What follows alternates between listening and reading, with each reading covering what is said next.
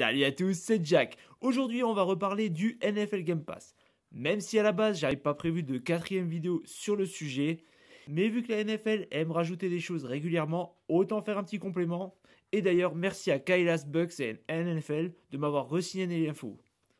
Courant août, sortez donc sur la chaîne 3 vidéos avec comme sujet où regarder la NFL et ce de manière légale.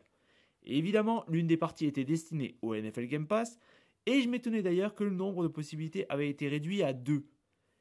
Et que ne fut pas ma surprise quand, le dimanche de la première week, je découvrais la sortie d'une troisième et d'une quatrième possibilité. Comme vous pouvez le deviner, je me suis senti con et j'ai horreur de ça. Donc, voyons plus en détail ces deux nouvelles offres.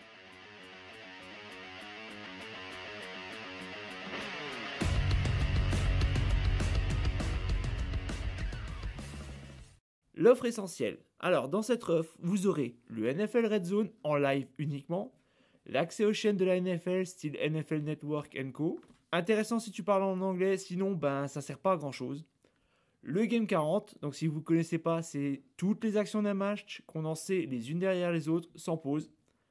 Vous aurez aussi droit au résumé des matchs en 1 et 5 minutes, l'accès aux programmes comme Hard Knocks notamment, la possibilité de connecter plusieurs appareils, et quelques options complémentaires, le tout pour 39,99€ jusqu'au 31 juillet 2022. Et enfin, et ça je pense que c'est une grande nouveauté, l'offre mobile. Alors cette offre, on va la résumer très très vite, mais attention à prendre tout de même avec des pincettes ce que je vous dis, je ne la connais pas bien. Il s'agit là de l'offre NFL Game Pass Pro, donc accès à tout. Sur ça je ne reviens pas dessus, si tu n'as pas vu la première vidéo, je t'invite à le faire. C'est le Game Pass Pro, comme je disais avant, avec deux choses en moins. Impossibilité de connecter plusieurs appareils en même temps et pas de bibliothèque de contenu sous-titré. Le tout pour 37,99€, mais le prix peut encore descendre au fur et à mesure que la saison avance. Comme à chaque fois, je vais vous donner mon petit avis perso. Alors, déjà, l'offre indispensable. C'est plutôt sympa au premier abord, le prix est accessible, sauf que ne pas avoir le Red Zone en replay, c'est embêtant. Le point positif, c'est le Game 40, mais attention, cette offre a un très gros souci. Comme je comprends, après la saison régulière, vous ne pourrez plus avoir accès aux matchs en direct. Autant durant la saison, il y a le Red Zone valable les dimanches pour les séries de 19h et 22h.